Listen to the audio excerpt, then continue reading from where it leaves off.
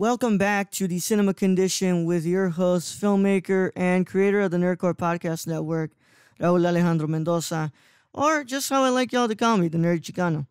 And as always, we are here for another movie with another guest, and today we have a new one. Yeah, no more returning guests. Yeah, last week we had a pretty good conversation with Brad, my co-host over at the Nerdcore Podcast, on Isao Takahata's 1988 film Grave of the Fireflies, and I want to thank you all so much for your support on that one, and it was an interesting conversation. But today we are joined by First Cut's own Robert Butler III, the host of the Meaning Up podcast, one of the creators of the First Cut YouTube channel. He does a lot of stuff, even a director, and one of the many people who I enjoy watching on YouTube and listening to podcasts. Robert, RB3, go ahead and introduce yourself to the people who don't know you, man. Thank you for having me again, Raul. We've done a couple shows together before, and you're obviously a huge supporter of First Cut, and I'm a huge supporter of you and Nerd Corp and everything you guys are doing. So thank you so much for having me back, and I'm excited to talk about a nerd movie with you today. Yeah, man. RB3 chose Spike Lee's School Daze from 1988, and the same year as Grave of the Fireflies, by the way. That was interesting. I was like, oh, 288 films back to back. Yeah, but RB3 does a lot of cool stuff. He's the host of the Meaning Up podcast, that basically talks about directors and the deeper meaning in their films. Mm-hmm. He also does a nice little live stream with Sabrina Ramirez and Andres Cabrera over at First Cut. That's live every other Thursday. It's a great live stream. I enjoy it a lot. All right. Thank you. Appreciate it. Thank you. Yeah, and you created some short films, correct? Yeah, I've done a few short films on my YouTube channel. The most recent one that's like publicly released is Flick Ticks with Ken Knapsack, that I directed and wrote with my buddy Kate Huseby. And we also have a short film called Timestamp that's about to come out soon as well. We did a crowdfunding campaign for it, and we're just finishing up post-production on that right now. Yeah, proud supporter of that, man. I put some money down on it, even though I wish it would have been a little bit more that I could give, but we did it. Oh, man, thank you. I appreciate any support, man. Thank you so much. Yeah, man. Of course. I've got your back in whatever you're doing out here, man. I really enjoy the work that you do. I'm surprised you want to come back, and honestly, it's an honor to have you back. He was on the Impaired Files. Do not ask me which number because I don't remember, but I interviewed RB3 before the pandemic he was at a Schmodown taping, right? Yep. Mm-hmm. Yep. Mm-hmm. And we made it happen, even if it was in the taping or somewhere else, man. And now we're here cozy at our homes, and we're going to do this episode on Spike Lee's School Daze. Yeah, no, this is one of my favorite Spike Lee movies, and obviously Spike Lee's one of my favorite filmmakers of all time. Mm-hmm. And I figured, might as well. There's been he has like a small collection of movies on Netflix, recently that, have been really interesting to explore. Mm-hmm. And School Daze kind of is a good place to start if you aren't too familiar with his filmography, but want to get kind of a taste of why people love him as a filmmaker and why people may not love him as a filmmaker. Yeah. And what a great filmmaker to choose, man, because The Five Bloods will be coming out soon. Yeah, another Netflix film, which is dope. I super looking forward to that. I will be reviewing The Five Bloods on Geeks of Color website really soon. I'll be probably receiving a screener for that and everything. So yeah, I'm excited to see it. This is one of my favorite filmmakers, and at least the trailer for The Five Bloods looks amazing. Yeah, man. So before we start here, I wanted to ask how quarantine has been treating you, man. Quarantine's been good, man. It just gives me an opportunity to work on a lot of different projects. Kind of catch up on things I've been behind on for a long time, and really just focus on creating and focus on, working on my YouTube channel, working on short films, working on projects. And even though it sucks not being like employed fully like I was before, I still just enjoy being able to explore the creative realms around me. So it's dope. Yeah, man. I was telling you off air that I'm not employed either, and it's really hard not having to go to work. But at least we're keeping ourselves busy somehow, right? Whatever you're doing over there on First Cut, or if you're working on scripts or stuff. I'm glad that you're keeping yourself busy. Thank you. I greatly appreciate it. Thank you. Yeah, of course, man. And I thank you for all the support you show us over here, man. I'm not sure if you listen to the shows or anything, but I'm really I'm really thankful for the support that you give us here at the Nerdcore. Oh no, I do. I check in every now and then. I appreciate everything you guys are doing. It's like, I always appreciate like a dynamic, outspoken voice in this movie space, and that's definitely what you guys are doing. God, man, thank you so much for that, everything. I want to get you on the main show soon, and that'll be down the line. But right now, I can't wait for us to start our conversation here on Spike Lee's School Daze. So, as those of you who may not know Mr. Spike Lee, we haven't really introduced him in this podcast yet, because nobody has chosen Spike Lee yet. So we have to go ahead and go through here and introduce you all to the filmmaker known as Spike Lee. So Spike Lee was born in March 20th, 1957. He's a director, he's a producer, he's a writer, he's an actor, and for those of you who may not know, he's a tenured professor over at NYU. And one of the universities I was actually thinking of going to, and I was thinking about going to do a master's there after I'm done here. But yeah, no, it's a little bit too expensive to go there. He's responsible for many films, some of the biggest films you'll ever hear about. Do the Right Thing in 1989, Jungle Fever in 91, Malcolm X in 92, Inside Man in 2006, Chirac in 2015, and then of course 2018's I can't remember if it was Oscar nominated for Best Picture. I think it was Black Klansman. Yes, it was. Yeah. But his directorial debut was She's Gotta Have It in 86. I've never seen She's Gotta Have It. But this was his second film in 88. And RB3, I want to know why would you pick Spike Lee's School Daze? Well, Spike Lee School Daze, like you said, came out in 1988. It's about 32 years old right now. And it's funny because even though I think this movie came out 32 years ago, it's still incredibly relevant today. It addresses a lot of themes of, social consciousness, of, being set in a, historically Black college, HBCU. It adds a perspective to that experience that is authentic, is nuanced, that's not necessarily positive or negative. Some people might even say it's a little too critical. But it's definitely has something to say. It has a lot to say, and it does it very effectively.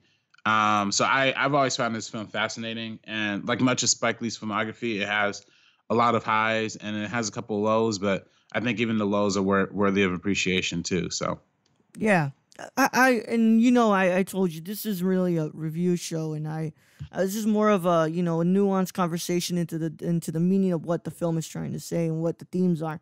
But I will say, I only possibly have like one complaint about this film. I think this movie is like near perfect. I think it's incredible. It's probably one of his best films.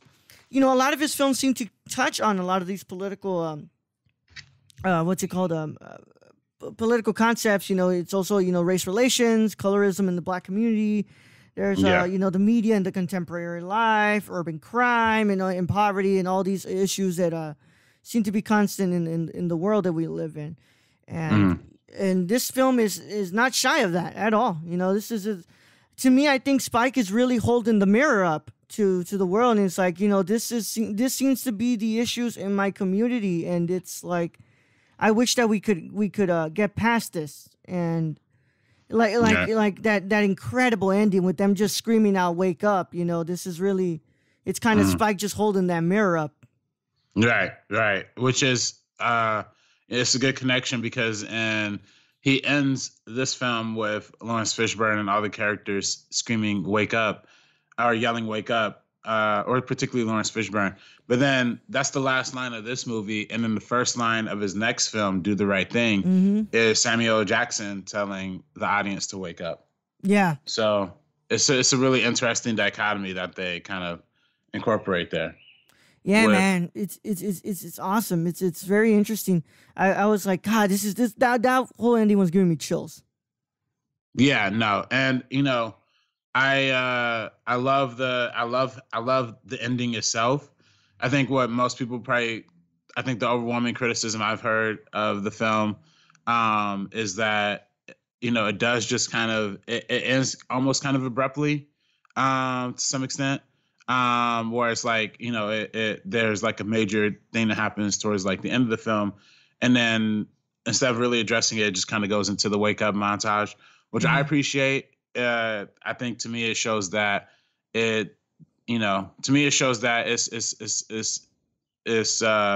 issues are a little more complicated. There's not always a clean, perfect ending. It's always still what our experiences are meant to accomplish is to gain individual perspective and to have a perspective, you know, from our experiences in school and you know, and issues of the Black community. So yeah. So the film takes place at a predominantly Black college, and there seems to be what's it called? What's his name? Lawrence Fishburne, Giancarlo Esposito, and Spike Lee is even in this film. And it's basically it's basically showing you the amount of, you know, basically a Black college is sort of divide inside of the community in there. You know, you have the frat and sorority who, you know, they think a certain way, and then you have the more revolutionary Black students who are thinking a certain way. And there seems to be a lot of a social mobility at work, and there's a lot of stuff, you know, about classism, colorism, even the whole hair bias. That was a really interesting thing that was brought up.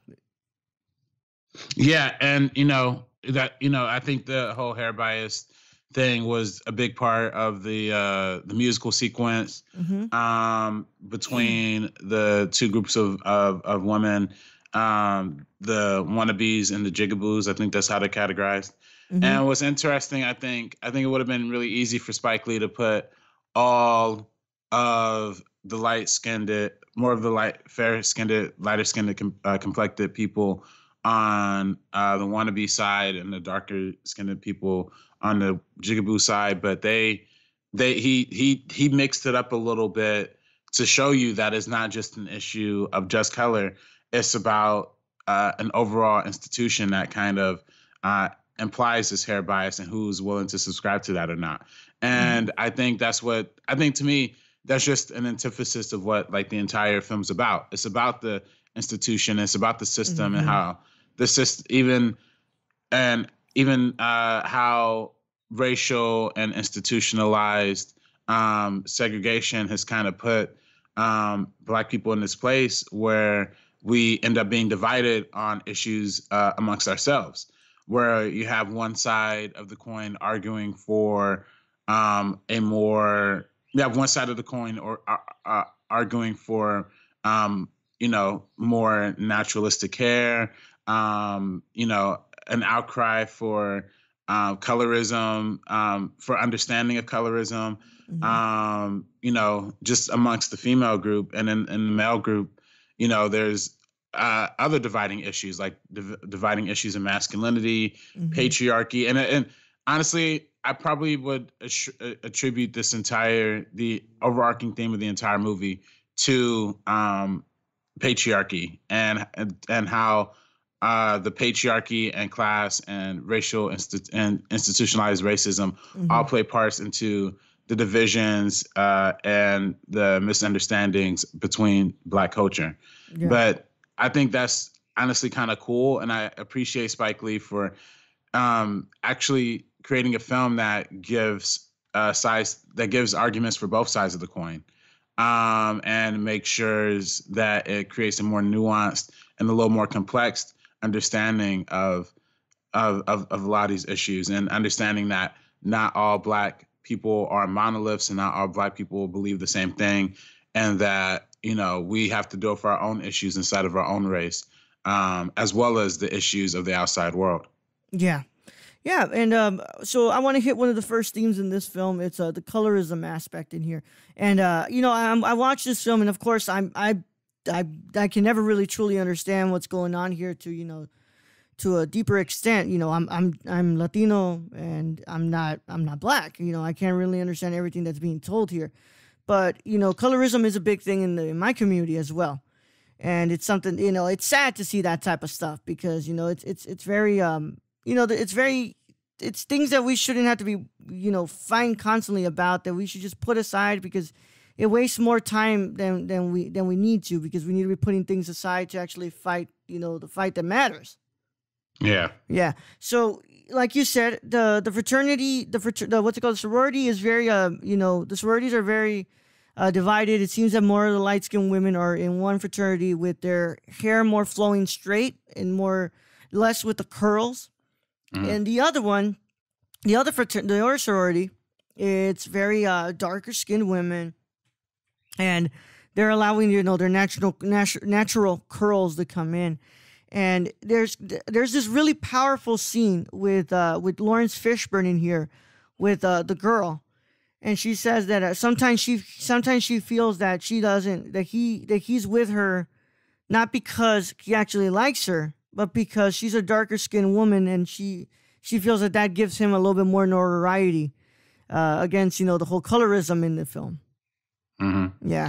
Yeah. Well, you know, again, like it's an overwhelming system that enacts this kind of patriarchal thought and this idea that, you know, you're trying to please to you know, Eurocentric beauty standards with straight hair, and you know, the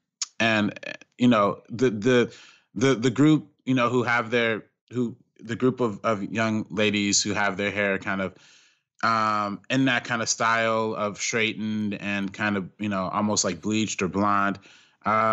They are considered the wannabes of the movie, right? And I think even in the song, they say "wanna be better than me," which is, you know, that's how issues of, you know, beauty standards and self-esteem, especially amongst young African American women who, throughout the media, have only seen themselves portrayed, you know, a couple of ways, and that's with these ultimately defined beauty standards, or through ultimately defined Eurocentric beauty standards, or through impoverished either slaves or servants in, you know, classic Hollywood cinema. So there isn't really an opportunity for there really wasn't an opportunity for a free-minded Black woman to be represented in movies and in cinema. So Spike Lee really went out of his way to make sure that he incorporated a lot of these themes of femininity in this largely patriarchal story.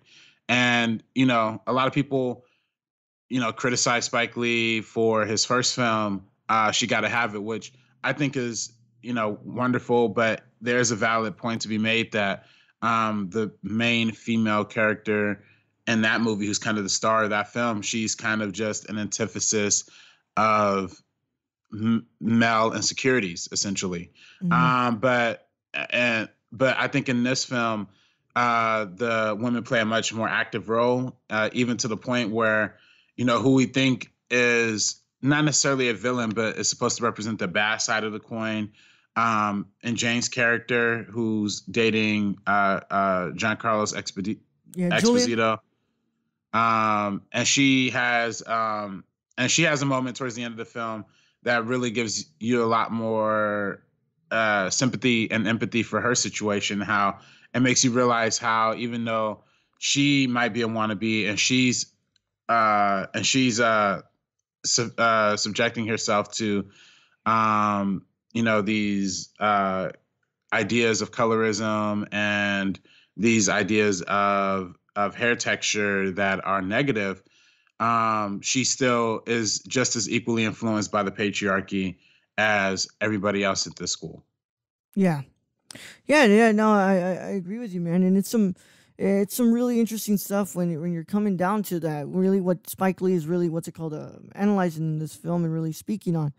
And I was gonna say that there's the I can't remember Jane, yeah, yeah. At the end, when they're what's it called? When what's his Lawrence Fishburne's character is calling out to her, and I was gonna say it's really interesting what Spike Lee does with the women in here, because really black women aren't really what's it called? As in cinema, black women aren't really represented as they should be. You know, no, what's it called? And in here, you really do see basically what I've seen most black women speak on. Like, if no one's respecting us, you know, how are we going to respect each other? All right. And what's it called? I was going to say it was very, very interesting that most of the women here are taking the baggage of the men. Yeah. Yeah.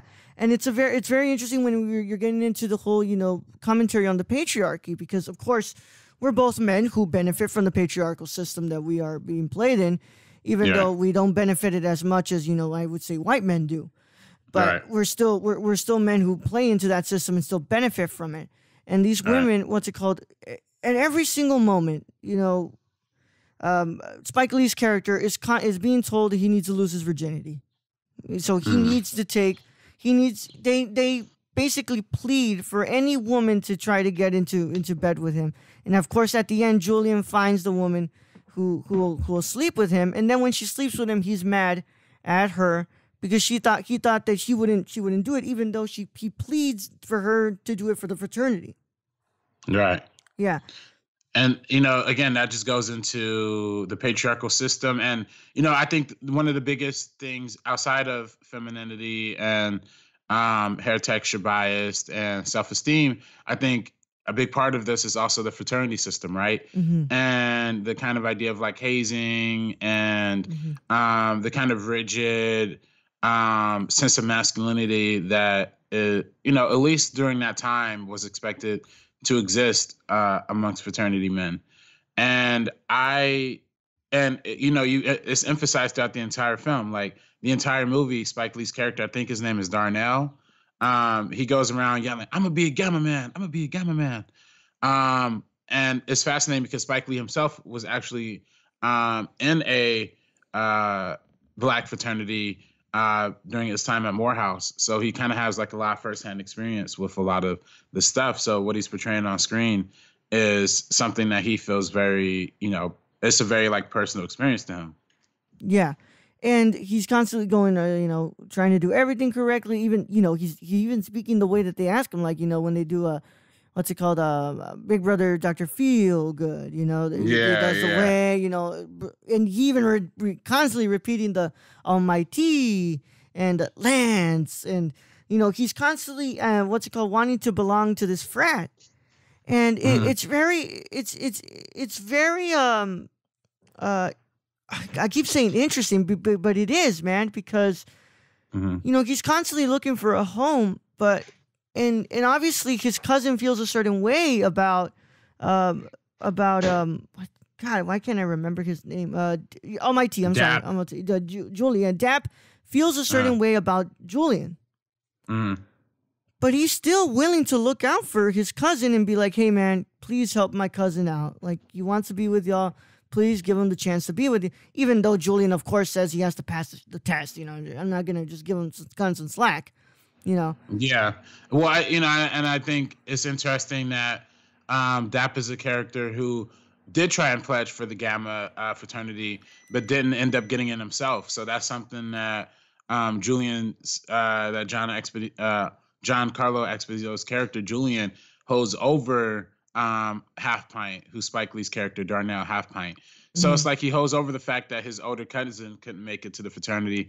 And maybe that's one of the reasons why Dap has some resentment towards Julian and the entire fraternity in general, is because he didn't get in.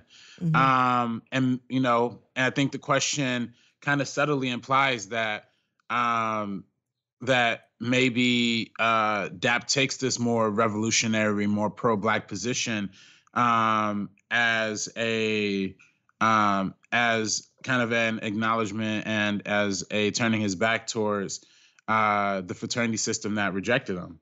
So it's kind of interesting to see like that kind of dichotomy between like understanding, you know, family relationships between your cousin and but also the relationship you have to your college and your community.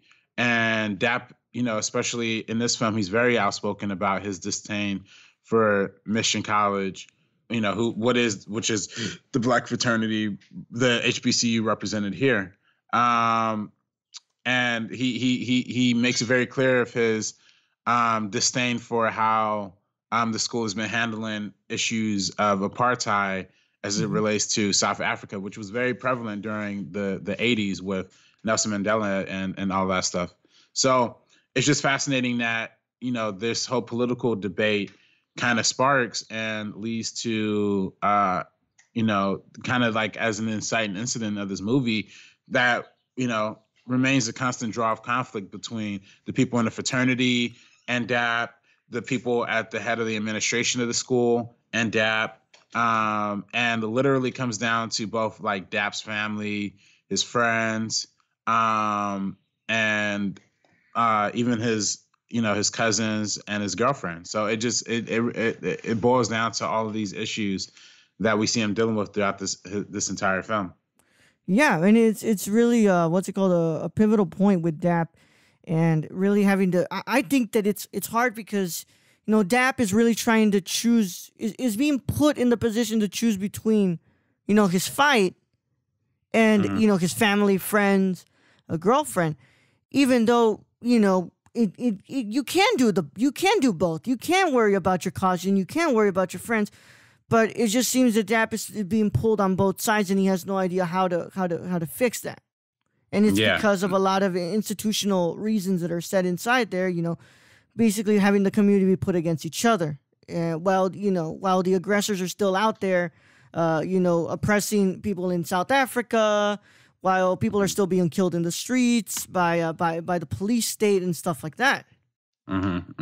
Absolutely, yeah, and I think that's just one of the. Again, I go back to the idea of nuance, right? Like this movie appropriately gives you both sides of the coins for like a lot of these arguments. And regardless of, which side you agree with or which side you don't, and obviously Spike Lee has a perspective. I mean, he clearly kind of portrays like the administration as kind of an overarching kind of bad guy of this movie.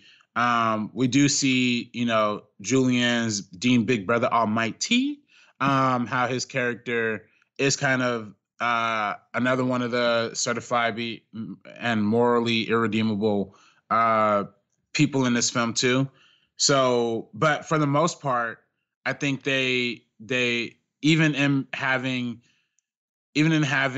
figures who are not necessarily representative of, and having figures that are not necessarily representative of the Black movement and the HBCU movement and social consciousness movements like apartheid protest and whatnot.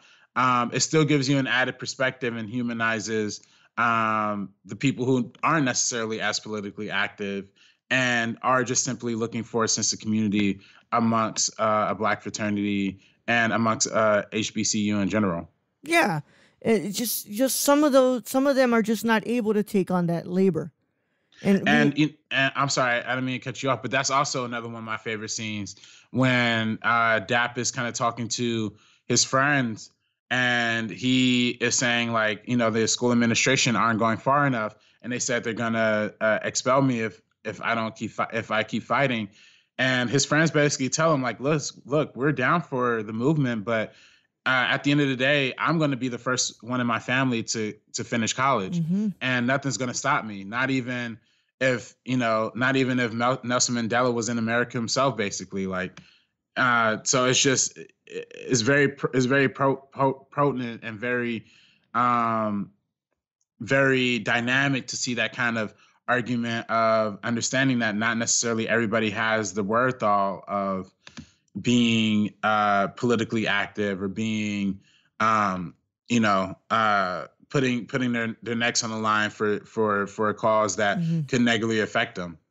Yeah, but all of us have different methods of our radical actions, and I really did connect to that scene when he's talking about that, because I come from a first generation college. I'm a first generation college student. You know, the only person who went to college in my family was my big brother, and he really did. He really is the one who set the image. And my mother, you know, was constantly telling us to go to college. You know, nobody else really went to college in my family. My father went to high school, finished. He was supposed to go to college, and then just it didn't happen. My mom went for 2 years. She got pregnant with my big brother, and she obviously had to take more responsibility. She had to take the responsibility on that because the father ran out. But Right. But some of us, you know, we really, really do want to fight. It's in our nature to want to fight, and it should be our duty to fight. But some of us aren't ready to take on that labor. We want to just, you know, finish school, because to us that's a bigger accomplishment than we could ever imagine. And I'll tell you, growing up where I grew up, a lot of us weren't expected to make it out of here. You know, we should have either went to jail. We should have ended up at the local oil rigs, working there for, you know, a good amount of money, but not a lot of stability and you know the benefits that come from a higher paying job. But some of us who went on to college, and I think you can relate to that as well. Like, it was a privilege for us to go to college. It was. Yeah. Mm. I'm sorry. Go ahead. Yeah. I'm sorry. Go ahead. Yeah, I would just say it was a privilege for us to go to college, and it was a goal. It was to our family. That was like, you really did live that American dream. You know, even though there was constant stuff that was working against us, constant systems that were telling us that we weren't going to make it out, and we were going to go straight to jail or oil rigs and stuff like that. Man, we still battled those odds, and to be in that position of being in college and being almost college graduates, that means a lot. Yeah. And yeah, I mean, that's been a very important thing in my family too. Like, you know, like you said, I'm the first person in my family to graduate from college, and it's a very important thing, and it means so much to people, particularly from the Black community, because we don't have those same opportunities. We don't have those same resources to go. I was fortunate in the fact that I was able to get one of those like Gates Millennium Scholarship, before, and and that allows me to pay for my college education. Mm-hmm. But you know, a lot of people don't have that opportunity, and the people who are fortunate enough to have that opportunity are, you know, at least have an opportunity to experience the world outside of their community and outside of their, you know, more impoverished community, which I think goes right into what Samuel Jackson and his role in this film was kind of playing, was kind of giving that perspective to of how the locals of a lot of these HBCUs and a lot of these college towns feel with having the students be there and kind of taking over their community. And it's really, and to me, that was another big proponent moment for me too, was when they went to the KFC and, you know, Samuel Jackson and his, I think they're credited as local yodels or something like that, which is kind of funny to me. But when they go into the KFC and literally Samuel Jackson and his crew are making fun of these college kids because they just have this overall disdain towards college, the university kids at this HBCU. And this disdain kind of grows from the class inequality that comes from, you know, the system that we live in America, where, you know, if you're higher educated, you're more likely to get employed than lower educated, keeping the bottom at the bottom. And even though this group, you know, these Black men and women are just working to achieve and working to better themselves, that comes at the detriment to the locals in the area.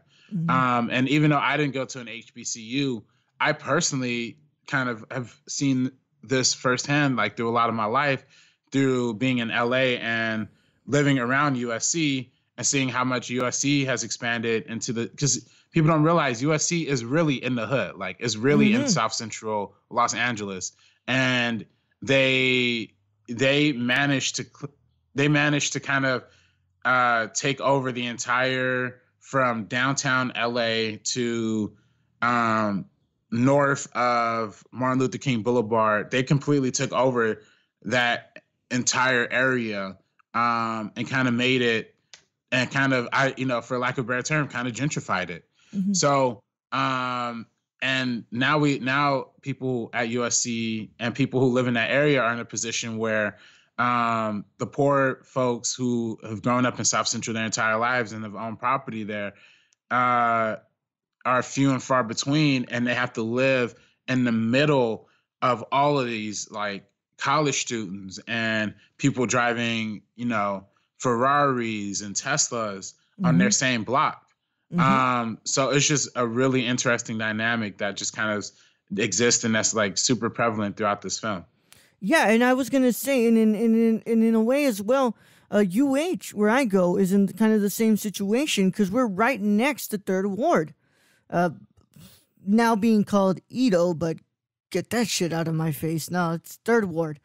Right. Yeah, and it's you have all these kids kind of being around there with, of course, like their Teslas, their sports cars, and it's a thing. It's a lot of people. Before I went to UH, I heard so many things like, "Oh, it's such a dangerous school. You'll get mugged and stuff."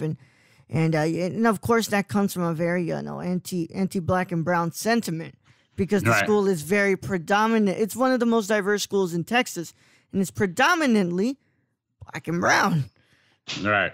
And when I get there, I'm like, what's the problem?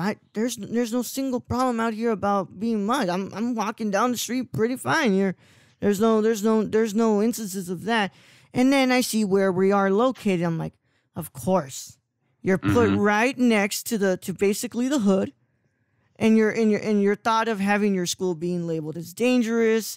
But in the sense, we don't think about the people who are living there next to us, who have been here for centuries before the school was even built. You're right. How do they feel? And how do they feel having their homes being basically invaded by, people who who probably don't even give a second look to them and don't even think about them, because they probably put themselves on a bigger position than they are. And I was going to say that scene with Samuel L. Jackson is probably one of my favorites here. And it reminded me of Jay-Z's story of OJ. Because what he's saying is that even if, and it's what I've subscribed to always, even if you're college educated, even if you're a higher class, black man, Latino, whatever, even if you're a fucking Bill Gates of your community, you're still seen as just another black or brown man or woman. Right. Yeah. Yeah, and it's you can be the best of the best. You're still seeing it as them. So don't come in here and tell yourself that you're above the lower class. The people, because at the end of the day, the police state, the government, the politicians, they still just see you for your skin color, and that's it. That's all you are. And of course, he says it with a word I'm not gonna say here. Not my word to say. So he just says that's who you are, and I think that's crazy powerful, because in my community, we've had the same thing, like, oh no, I went to do this, like I'm the shit now, I'm the shit. It's like, nah, dude, you're just another fucking Mexican who came from the fucking hood where I live, and you're to them, you're still just a fucking Mexican. You're nothing. You're nothing to them. So instead of us being put against each other, we have to stop that, and we have to uplift each other and put ourselves on that higher ground, just like Spike Lee is kind of arguing for here in School Daze. Yeah, no, absolutely. And I think that's something that all communities have to work together to ensure, to make sure that people who are the locals are do have a voice and do have a presence, but while also making sure to remember that your journey and you being at college is what is right for you, and that's your choice, and that's something that you're making the decision to better yourself. And unfortunately, a lot of people in this system kind of put put blame elsewhere.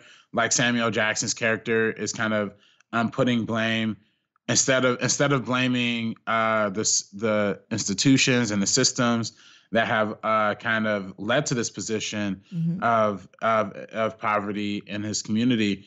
He instead blames his fellow African Americans, his fellow Black people who are just trying to, like I said, encourage betterment and trying to be better, and trying to represent a better image and conceptual understanding of Black America. Yeah. So we're going to go ahead and come back, but after we're done with our commercial break, we'll be back to discuss more of School Daze. And we've got a couple of topics here that I wanted to bring up that we can talk on. But we have to go to commercial break. So guys, listen to these wonderful commercials made by wonderful people that do other shows here on the Nerdcore Podcast Network. So we'll see you when we come back after break. Hey, I'm Raul Alejandro Mendoza, and this is Jabril Newton. And we are the hosts of High Flyer Radio. And finally, pro wrestling has come back to the Nerdcore Podcast feed in the form of a show hosted by Jabril and I. And we talk about everything and anything in the pro wrestling world on Mondays at 3 p.m. Central Standard Time. Nothing's off limits. Whatever you guys want to talk about, it is from AEW to SmackDown to Raw to NXT. Nothing's off the table. We can talk about it. We're going to talk all about it. And if you can get it a day early, you should go to the www.patreon.com/thenerdcore and pledge to the tiers on there so you can get this show and a lot of shows days early before anybody else gets to hear it. But enough talking about it. We'll go ahead and see you there at the Squared Circle. Oh, yeah. Don't tap out. Tune in. Hey, it's Ashley from the Gamer Core. You may remember me from such episodes as Big Screen Mess, Mo Money Mo Platforms, and Brad Can Read. Tune in weekly as I blab with my co-hosts Raul the Nerdy Chicano and Brad the Random Germ about the latest news in gaming and gush over what we're playing at the moment. Oh yeah, and we got the deals too. Keep up with the latest deals in gaming and what's happening as I mediate Brad and Raul fighting like a married couple. Will Death Stranding ever come out? Will Cyberpunk 2077 live up to the hype? Is a next-gen worth a $500 console price tag? And has there ever been a movie adaptation of a video game that's been done right? It's all on the Gamer Core podcast, everywhere where podcasts are. Hey everyone, my name is Raul, the Nerdy Chicano, and I am the host of The Impaired Files. The Impaired Files is an interview show brought to you every Thursday on the Nerdcore podcast feed. And I interview people such as filmmakers, content creators on YouTube, and podcasters like Colton Geschwander. And if you want to listen to that early, a whole week early, all you got to do is go to the Patreon and pledge to the $1 tier. And if you want to listen to it with the general public, then go to the Nerdcore podcast feed on anchor.fm/thenerdcore. And the case is closed, but it's not classified. See you guys there. Hey guys, this is Brad, aka Young Yoda. Raul said I had to make an ad, so that's what I'm doing. It's supposed to be for Unstructured, but as you guys know, you can freaking catch me everywhere when it comes to this podcast feed. You can find me on the Nerd Cores, on Gamer Cores, on Nerdy Chicanos sometimes when I get lost. But for this particular one, I want you guys to go check out Unstructured. The Raul gave me free reign to do whatever I want to do. I don't know what he was thinking. So go hear me talk about LeBron James and Taco Tuesday, vaping, so many other freaking weird topics that chimichangas, that's a good one. Shout out to Deadpool. And yeah, I guess this is the end of the ad. So if you guys want to find me, you can find me all over the place on this podcast feed. Anyways, thank you guys for listening. I love you all. And nerd up. Hello, guys and gals, and you're listening to The Ladies of Nerdcore. I am your host, Daniela Nunez, and along with my amazing co-host, Ashley Garcia, we discuss many things like social impact, pop culture, political realms, and any controversy surrounding the Nerdverse. Tune in and listen to us bi-weekly on the Nerdcore podcast feed, and we will love to chat and hear your thoughts on our wonderful show. And thank you again for listening to The Ladies of Nerdcore. What's up, everybody? It is me, Raul, and I'm one of the hosts of the Nerdy Chicano Show. The Nerdy Chicano Show is a comedic show brought to you by Luis and myself, and it comes to you all every Sunday on the Nerdcore podcast feed. You can catch it a day early by becoming a Patreon and supporting us at the $1 tier. And I don't really know how to explain this show other than it's fun. We get to talk about whatever we want, and it helps you move on in the week. So if you want to catch the Nerdy Chicano show every Sunday at 8 a.m., all you got to do is go to anchor.fm/thenerdcore, and we'll see you there, baby. Hey everyone, I'm Raul. And I'm Brad. And we're the hosts of the Nerdcore podcast, the podcast that talks that nerd. Not on this ad, right? Not and on this one. We come to you every Monday, Tuesday, and Saturday. On the Mondays, we talk the news. That's the box office, the news of the week, and your trailer talk, if there is any. And on Tuesday, we have our theme review. And on Saturday, you have a Saturday morning review, usually movies that have come out in the week or anything we want to talk about. Right, Brett? Exactly. Whatever we want to talk about, this is our show. If you don't like it, then you don't have to listen. We're the flagship show, the Nerdcore podcast feed, and we can be found everywhere you can listen to podcasts like Stitcher, Apple Podcasts. So if you want to talk that nerd stuff with us every Monday, Tuesday, and Saturday, make sure you tune in. And Brad? Young Yoda out. Welcome back to the Cinema Condition. We're here after the break. We're still discussing School Days here with RB3, Robert Butler III. And I want to say thank you all for listening to those commercials if you did. You know, because you do have the power to just skip over them. But those commercials were recorded by wonderful people who you can go and listen to all those other shows on anchor.fm/nerdcore. Of course, most of those shows I'm involved in them, but there's shows that, you know, other people are involved in and you can go listen to them. So do me a favor and please go and listen to those shows on anchor.fm/nerdcore. That's the other feed where you can also find this show. But if you want to have the show more caught up, you know you have to check it out on here on the Cinema Condition feed. So we're back here with RB3. And we're going to keep on discussing this. Man, there was one of the most interesting themes in this film is something that I wanted to talk on. And it's something that, you know, me being the person I am, I've constantly been, you know, deconstructing and trying to find the real definition of masculinity, which, you know, my experience, I've found that there really is no real definition of masculinity. And there's a very, very interesting, a form of it being brought in here, especially with Half Pint, because, you know, they obviously push him to lose his virginity. You know, they know he's not a virgin. They know he's not. They know he's a virgin. Like, even though he's like, no, I am, like, trying to be like the cool guys and be like, yeah, no, of course I'm not a virgin. Like, you know, I think he even says, like, I was with a sloozy in high school, right? Mm-hmm. Mm-hmm. So I wanted to get your thoughts on a little bit of and have a discussion on that because, you know, the concept of virginity is mostly a social construct. You know, there really is no importance to it. It's just we've been brought up, especially as men, that if we were to lose it, you know, we're like, oh, we're seen as higher than we were actually at one point. Like, we're not pussies anymore. We're not little bitches. Like, you know, we became men. We became these macho figures that were able to lose virginities and were able to, you know, do the most natural form of procreation out here. Yeah, masculinity is one of the, like I said, prevalent themes in this film. I think they really go into detail about the various ways you could interpret masculinity, right? Like, is it through being a man for your community, being a man for your people, being a man of revolution like DAP is, or is it conforming to a fraternity system, and is it conforming to being a part of that kind of community and being a quote a gamma man? And, you know, and a lot of the times at least in this film too, especially the traditions of hazing and the traditions of the institute and the traditions of getting into a fraternity largely entails demasculating yourself. And that's something that they deal with promptly, like, throughout the entire film. Yeah, they're constantly demasculating. Fuck it, I'm not gonna be able to say. That's what's it called? The cons of English being your second language. Yeah, just like you have trouble pronouncing the Spanish names or the Italian filmmaker names, I have trouble saying words in English. I have listen, I'm never going to criticize anybody for being bad at pronouncing things because I'm terrible. I'm literally the worst. I always have to tell people like, hey man, my language, my second language was English. Like my first one was Spanish. Like please understand. Like I have a pretty good job at masking my my accent. Is through experience.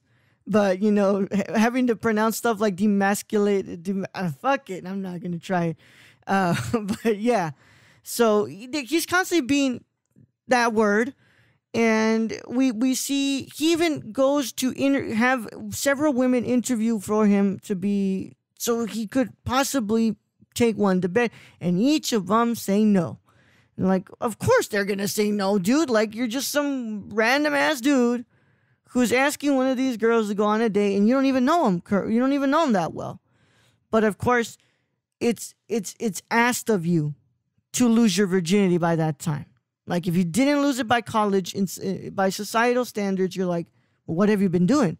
Like, you got to start swinging. You got to find somebody who's gonna fuck you. And it's a very toxic way of viewing men, and a lot of it is why some of us aren't able to actually, process our emotions correctly, and why we're labeled as pussies and stuff. I mean, and that just goes into the whole ending, right? Like where Spike Lee's character, more or less, I mean, kind of sexually assaults, if not just full out,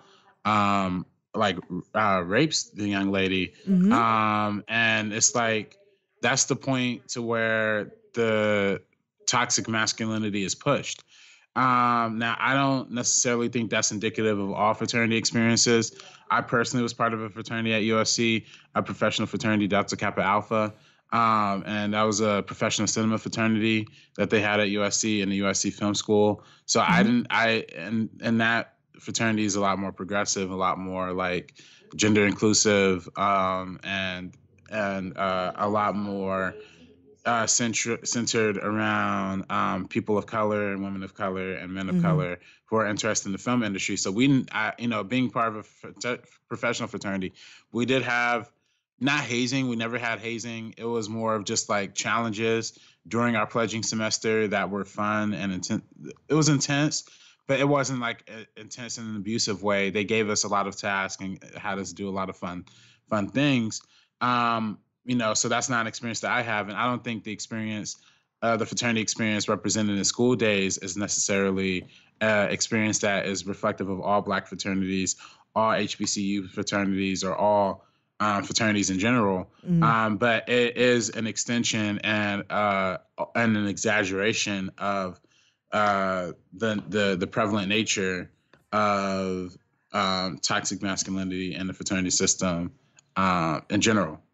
Yeah, and I do agree with you. He outright pretty much did rape that girl, because she didn't want to do it because she wanted to have sex with him. She wanted to do it for the community, for the fraternity, or for her boyfriend, for Julian. Yeah.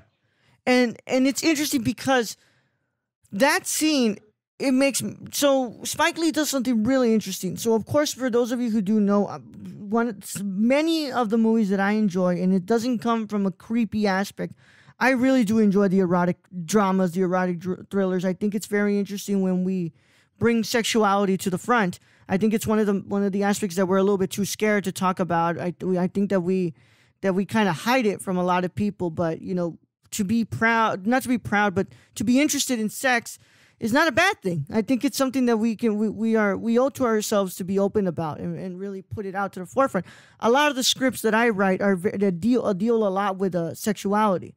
So it's very interesting that Spike Lee, the way he films those first sex scenes, so with Dap and his girlfriend, with Julian and his girlfriend, they're very beautiful, they're very sensual. And then that scene with what's it called, Half Pint, and the girl and Julian's girlfriend, it feels very odd. It shows that there's malintentions in there.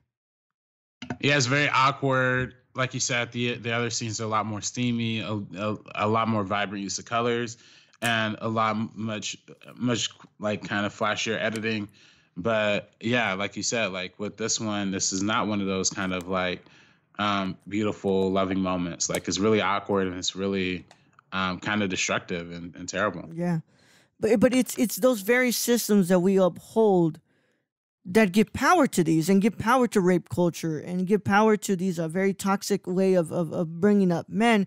Instead of this fraternity just being like, it's fine if you've never, if you're still a virgin, that's fine. You're young as hell. Like, you still got time. That kid was probably like around 18 years old. Like, you've got a shit ton of time to lose it, and it's fine.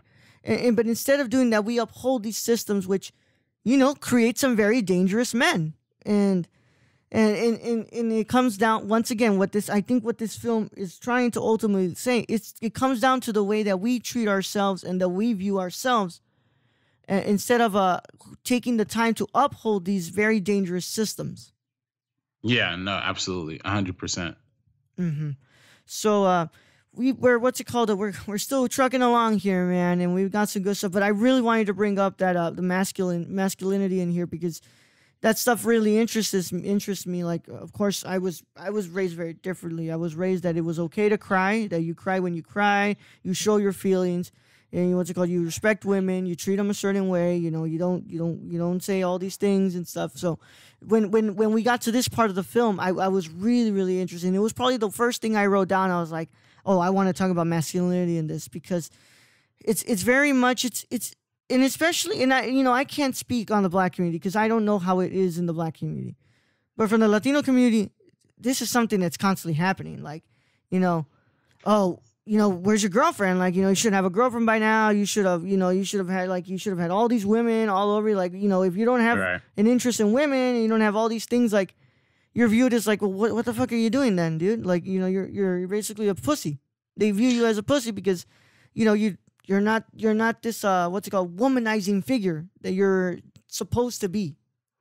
Right. I mean, it's very polarizing, and it's very, again, it goes into that, like I said before, it's that whole mentality of the patriarchy, right? Like the mentality of subscribing to a system that is not only indicative of this kind of behavior, but in some ways applies it. And I think what Spike Lee's doing here is he's kind of going against the grain and not applauding that behavior.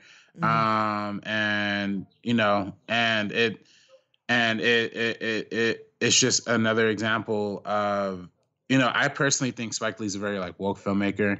I think a lot of his films are kind of ahead of their time, and they kind of tell stories that may have not been popular when they came out, but I think over time history is a little more gracious towards them. And I think this is like one of those examples of something that, like, the things that he was saying in this film were not largely registered in the same kind of way that they would be registered now in 2020. But the fact that he's able to have the bravery to open up those discussions is very powerful. Yeah, man. So we're almost nearing the end here, man. Is there anything that that we haven't really touched yet that you would want to bring up?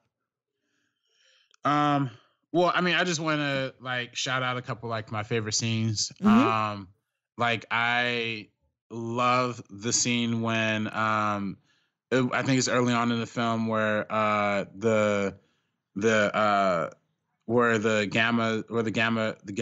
gamma fights, where like the pledges have to like do their little stepping song in front of the like in the house, and then in front of like the Giancarlo Esposito's Julian and in front of the crew, and then Julian does this like military style kind of like drilling of each of the pledges, like who, and trying to single out like who's the standout. And for me, it's so funny, it's so like stylistic, and it's it's very like obviously influenced by like militaristic. It's probably, I think this came out the year after Kubrick did the Vietnam movie, Full Metal Jacket.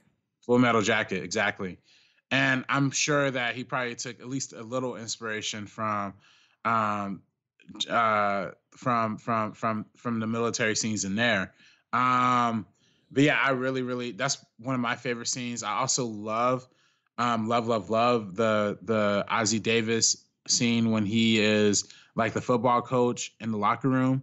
and he's giving that speech. That to me is one of the most hilarious speeches or monologues I've ever seen. And I love that Ossie Davis kind of has always been the monologue guy in every single Spike Lee movie. And I love that he has that big monologue there. That to me is just amazing. And what is it that he says? The devil's in the next locker room and he wants us to lose. Yeah. Do you want to stand with the devil or do you want to fight? Yeah, it's just funny. Like, it's just really, really funny. And he's like, do you want me to lose my job? Like all of his lines. And the funniest part to me is that he gives like the most amazing speech ever. Oh, it was great. They go out there and get totally blown out. I love that he doesn't, and I don't know if it's because the budget didn't allow for them to do a full-on football game. But I love the only thing you're seeing is the numbers and the people reacting like, come on, man. Like, you got to get the ball. Yeah. Now that to me is one of my, that's another one of my favorite moments too. God, yeah, I love that. I'm not going to lie. I'm usually not a musical guy. I loved the choreography and the hair song, Yeah. Love that. I think that was fantastic, and it's also just once again all these women are beautiful women, and they did a great job at it with the costumes and with the styling of the hair and the makeup, and it all was fantastic. I love that scene. I love the I thought, of course, the big thing. A lot of the commentary on this is about hazing and fraternities. I like that. The faces, they were like, they were actually making real faces that I think I would be making if somebody was slapping my ass with that shit. Yeah, exactly. Yeah, it's played for laughs, it's played for jokes, but ultimately it was really, really funny stuff. So I really dug it. Yeah. I also love how look, man, I'm not a KFC guy. I'm more of a fan of Popeyes and Me too. Yeah. Have you ever had Jollibee? I like that more. Jollibee, is that the Filipino place? Yeah, the Filipino place. I've had Jollibee. I've been to Jollibee. Bro, that's my favorite fried chicken. I really love Jollibee. But dude, I love how they were like, dude, can we at least finish the chicken first? Like, I want to, you paid for all that shit and you're leaving it there. Even though I will say I'm not the biggest fan of KFC. Like, ugh. Yeah, but I think back then, probably in 1988, KFC was like the hottest stuff on the streets. But to me, that's also one of my favorite scenes because every single beat in that scene is just hilarious to me. Like when they're at the cash register and she's like, do you have white? And she's like, do you want white meat or dark meat? And he's like, I want white meat. And she's like, sorry, we don't have white meat. He's like, well, why'd you ask? And then it goes right into them all sitting down and eating, and it's like, you pass the salt, and then they go over to Samuel Jackson's and those characters, and then he's like, you pass me the salt, and he's like, when we done or when we finished, and then and he's like, well, when will we be finished? And he kind of gives him this look and like this long pause. And then he's like, what time it is? And then they do like the goofy laugh and the hand movements. And to me, that's just hilarious too. Yeah. Like, there's just so many funny moments just throughout this entire movie. Well, yeah, because and I think that's kind of Spike Lee saying like, sometimes we have to laugh at the ridiculousness of our own communities. Like, Yeah. I think that was great. I love that whole like why you're talking because I was watching. So I showed my mom Uncut Gems, and it's called that moment when KG's like, "What the fuck are you bringing out the Opal for if I can't buy it? So what are you showing me it for?" It's the same thing. Like, why are you asking me for white meat or dark meat if I can't even fucking buy it? You don't even have fucking white meat. Oh man, I love that. I thought that was hilarious, and he does that in this. It's what Spike Lee has always done really well in his films is that he knows how to balance the humor with the seriousness. Because after all that, we still go back to we get to that amazing ending of the wake up and the beautiful colors and kind of get that kind of giving you a sneak peek of that beautiful palette and that beautiful look of what is going to come and do the right thing. Yeah, and I think, like I said, the last line in this movie is wake up. The first line and do the right thing is wake up. And you kind of see like it's kind of a transition of I don't want to say it's like a transition of presence, but it's a transition or a transition of messages. But it's kind of an extension of the greater complexity that Spike Lee's kind of getting at. Whereas, his first film, She Gotta Have It, dealt with femininity and sexual relations, and his second film dealt with college and HBCUs and institutions of racism amongst higher education. Do the Right Thing will ultimately go on to focus on the community, the neighborhood aspect of it. All of those sentiments. And I think that's probably the most exciting part about it. Yes, sir. So that is it. That's our conversation on Spike Lee's School Days. And I got to say, it was an incredible conversation, RB3. I really, really do appreciate you coming on, man. I'm pretty sure this has got to be like almost like an hour and 12 or 15 minutes. I'm not sure. I'll look at it when I take this to the editing room. But I really want to thank you, man, for picking this film. Like I said, I love this film. This has got to be one of my favorites from Spike Lee. I even texted my co-host. I was like, dude, this movie's pretty fucking awesome. Like, you should watch this. Like, I really do enjoy what he's saying, what Spike Lee's saying here. Yeah, no, me too. I'm super, super excited. All right, man. Well, now we've reached the moment of truth, my friend. Okay, so every single guest on the Cinema Condition is told to recommend a film and also call dibs on a film for season 2. Of course, the film can't be the same one. So right. Yeah. So RB3, before we go ahead and leave here, what is the movie that you recommend the people go check out right now? Well, I would recommend people check out, obviously, this movie's on Netflix. The Spike Lee film that we're talking about, School Days, is on Netflix. And another Spike Lee film that I think deserves a lot more recognition than it probably has gotten, that is also on Netflix, is called Get on the Bus. It came out in 1996. And it's all about a bus full of young black men, not just young black men, a bus full of black men who are taking a bus ride down to Washington, D.C. for the Million Man's March that happened in 1995. And and much like School Days, it gives you a nuanced perspective on the black experience. It gives you like a clear understanding of what different perspectives in the black community are all kind of saying about the culture that we kind of live in and dwell in. And I think I think it's a very great conversation piece for people who aren't necessarily familiar with the Million Man's March or familiar with the mission of people like Louis Farrakhan and the Nation of Islam. So I think it's very, very powerful, and it's a really, really good. It's a really, really well-made movie too, as opposed to some Spike Lee movies that kind of go up and down with the storytelling and the themes.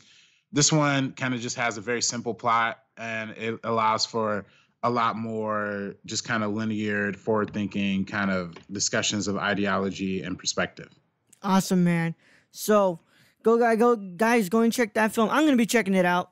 We don't act like we ain't got time, guys. We got time to watch these movies. So take RB3's advice and go check out that film. It's also on Netflix, right? Yeah, it's also on Netflix.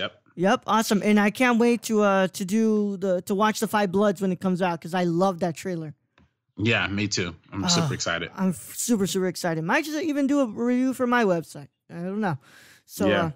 Guys, go ahead and check that out. And RB3, of course, there is the season 2 pick. We've had a lot of films be picked, from Portrait of a Lady on Fire from Celine Sciamma, and my co-host picked Andrei Tarkovsky's Stalker. I can't wait. God, man, I asked y'all on that live stream, like, when y'all gonna talk fucking Tarkovsky, because I believe Tarkovsky's possibly one of the greatest filmmakers of all time. What he was depressed as shit, but that was God. He's an incredible filmmaker. So RB3, I want to know, which is the movie you're calling dibs on for season 2? Well, I am going to go with another pick from another black filmmaker, but not Spike Lee this time. I'm actually gonna talk about something a little close to home and represent one of my biggest direct inspirations on my entire life. R.I.P. Mr. John Singleton, and I'm probably gonna pick Boys in the Hood as my pick for next season. Oh hell yeah, man! I can't wait for that one. I'm glad that you chose John Singleton, cause I've been waiting for somebody to pick that one too. Yeah. So thank you so much, RB3, and you'll be seeing him come back for season 2. And don't be surprised if I give RB3 more slots in season 2. So I'll have him come back for more movies. But for now, this will be the last time you'll hear from him, and we'll have him come back in season 2 of the Cinema Condition. Whenever that'll probably be, I want to say, so we're on track. This is episode 18, so we're on track to finish by the end of summer.